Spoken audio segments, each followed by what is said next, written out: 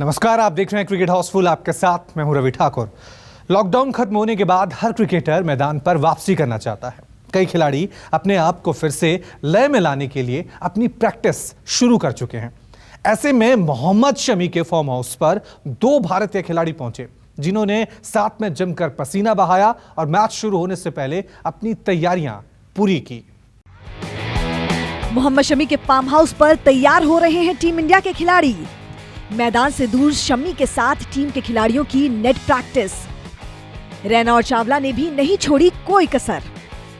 Corona के प्रकोप के कारण क्रिकेट का खेल लंबे समय से बंद था, लेकिन वेस्टइंडीज और इंग्लैंड के मैच के साथ ही फिर से क्रिकेट शुरू हो गया है।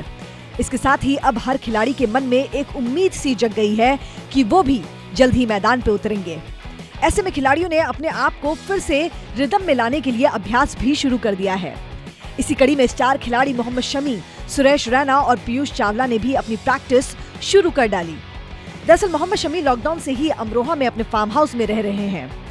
यहाँ उनके पास प्रैक्टिस करने की पूरी व्यवस्था है, जहाँ वो और उनके भाई मोहम्मद कैफ अभ्यास करते हैं।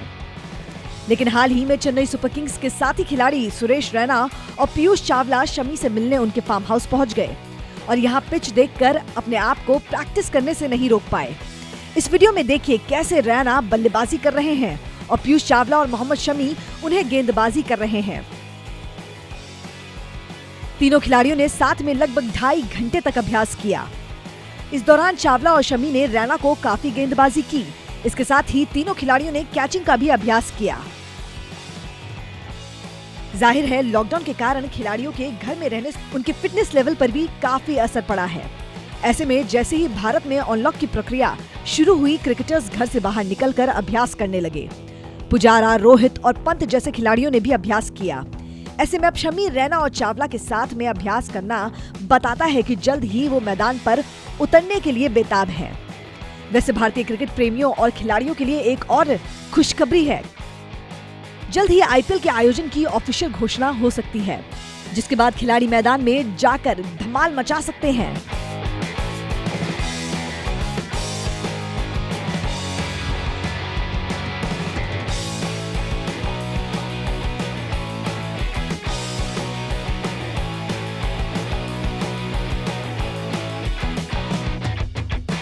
इंग्लिश बल्लेबाज बेन स्टोक्स अपने शानदार खेल से हर किसी का दिल जीत रहे हैं। स्टोक्स ने विंडीज के खिलाफ दूसरे टेस्ट मैच की पहली पारी में 176 रन ठोके। इसके बाद दिग्गज क्रिकेटर भी स्टोक्स की तारीफ करने से खुद को रोक नहीं पाए।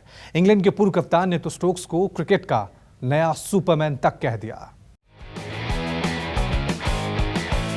कोरोना के बाद इंग्लैंड और वेस्टइंडीज के बीच सीरीज से क्रिकेट की शुरुआत हुई।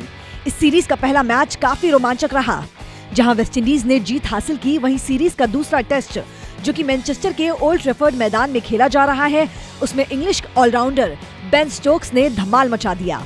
स्टोक्स ने मैच में शानदार बल्लेबाजी की और 176 रन की पारी खेली। हालांकि वो दोहरे शतक के पास आकर चूक गए, लेकिन स्टोक्स की इस पारी की हर जगह जमकर तारीफ हो रही है।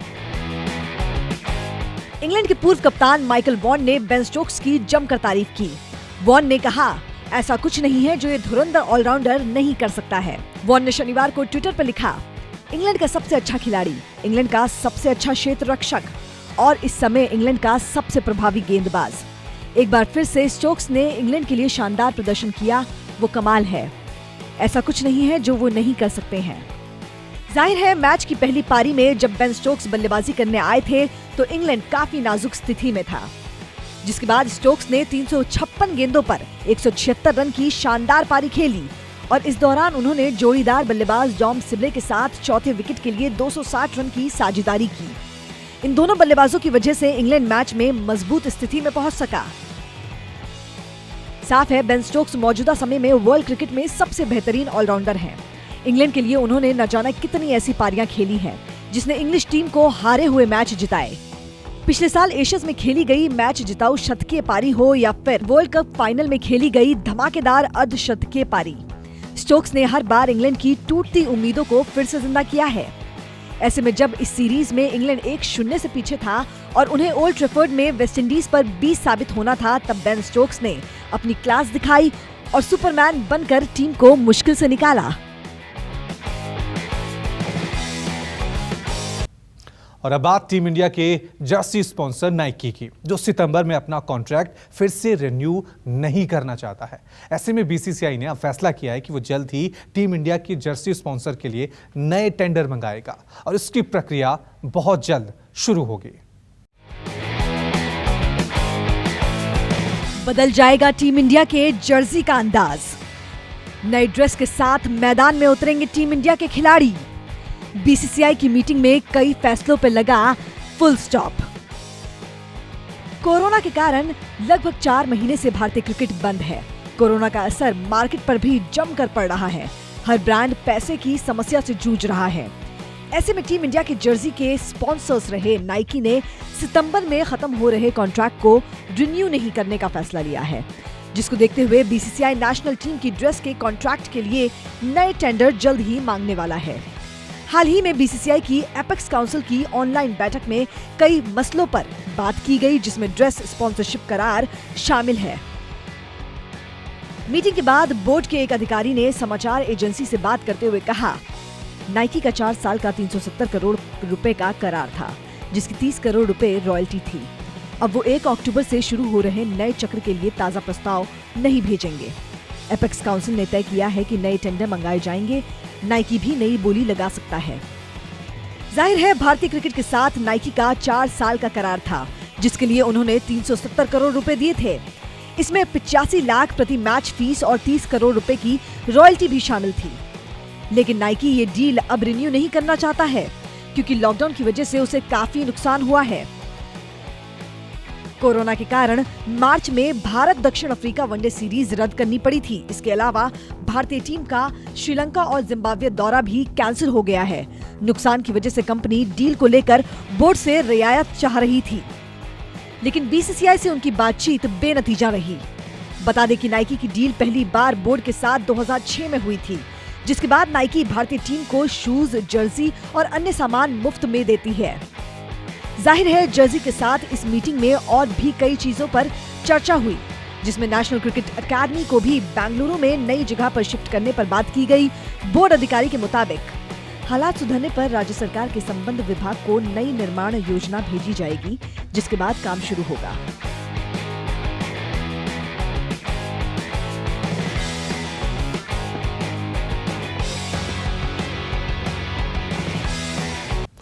धोनी के नाम की धूम भारत के साथ पूरी दुनिया में है, लेकिन लगता है कि पाकिस्तान में धोनी की कुछ ज्यादा ही चर्चा है।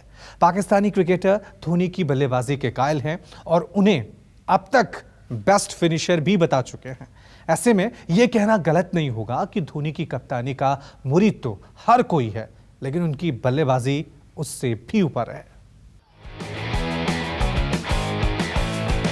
हर कोई है महेंद्र सिंह धोनी का मुरीद। पाकिस्तान में भी नहीं है दीवानों की कमी। धोनी जैसा फिनिशर आज तक क्रिकेट की दुनिया ने नहीं देखा। भारतीय क्रिकेट को आईसीसी की 3 ट्रॉफी जिताने वाले कप्तान महेंद्र सिंह धोनी की कप्तानी का हर कोई मुरीद है, लेकिन जिस तरह से उनकी बल्लेबाजी रही है वो काबिले तारीफ है। धोनी वर्ल्ड क्रिकेट के सबसे धुआंधार फिनिशर्स में से एक माने जाते हैं और इसको लेकर भारत तो क्या पूरे विश्व में हर कोई उनका दीवाना है। हाल ही में पाकिस्तान के लिए विकेट कीपिंग बल्लेबाजी करने वाले कामरान अकमल ने धोनी की खुलकर तारीफ की है। कामरान अकमल ने एक यूट्यूब चैनल को इंटरव्यू में कहा, धोनी भारत के बेस्ट विकेट कीपर बल्लेबाज हैं, जिन्होंने भारतीय क्रिकेट के लिए काफी कुछ हासिल किया है। यह अविश्वसनीय है। अपने पूरे करियर में वनडे क्रिकेट में 50 से ज्यादा का औसत रन बनाया है उन्होंने, और लगातार मैच विनिंग पारियां खेलना बहुत मुश्किल होता है। जाहिर है, बल्लेबाजी में भी धोनी का प्रदर्शन काफी दमदार रहा है। धोनी ने अपने वनडे करियर में हमेशा 50 से ऊपर की औसत से रन बनाए और ना जाने कितने मैच भारत की झोली में डाले। अगर धोनी की वनडे करियर पर नजर डाली जाए तो अब तक माही ने 350 वनडे मैचों में 50.6 की औसत से 10,773 रन बनाए हैं। धोनी के बल्लेबाजी के अलावा कामरान अकमल ने माही के पुराने समय को याद किया, जब वह अकेले ही पाकिस्तान के हाथों से सीरीज निकाल कर ले गए थे। अकमल ने कहा, मुझे याद है वो पाकिस्तान से वनडे सीरीज छीन कर ले गए थे। जिस तरह से उन्होंने कीनिया में ए दौरे में पाकिस्तान के खिलाफ शुरुआत की और अंत तक उसी प्रदर्शन को आगे बढ़ाया, वह अविश्वसनीय था। अकमल ने यहाँ पाकिस्तान के खिलाफ 2006 में हुई सीरीज की बात की, जहां धोनी ने दमदार प्रदर्शन करते हुए 5 मैचों की सीरीज में 3 अर्धशतकीय पारियां खेली थी और टीम इंडिया की झोली में जीत डाल दी थी। साफ है, धोनी पिछले 15 सालों में भारत को कई मुकाबले जिता चुके हैं और अब भी उनके फैंस उन्हें मैदान पर वापस देखना चाहते हैं।